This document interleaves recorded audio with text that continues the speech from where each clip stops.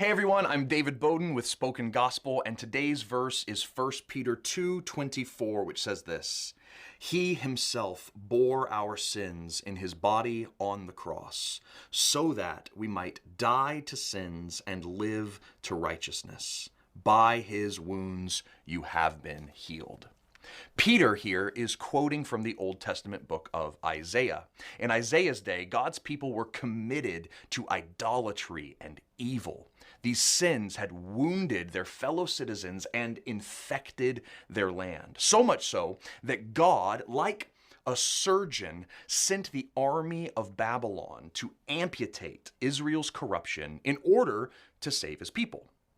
But in hope, Isaiah prophesied that God would one day send someone to heal the wounds of his sinful people in a different way. Instead of sending an army to purify Israel, he would take the sins and evils of Israel onto himself. Peter here is interpreting Isaiah. The man who would deal with the evil and sin of God's people is Jesus himself. On a wooden cross, Jesus died from the wounds and sins inflicted by his own people. But 3 days later, Jesus rose from the dead. And in his resurrection, the wounds God's people dealt and the infection they spread were demonstratively healed in Jesus' body on the tree.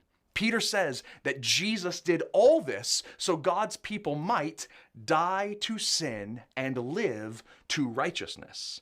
Jesus wasn't simply absorbing the evil others committed against him. He was providing a way to be transformed from evil.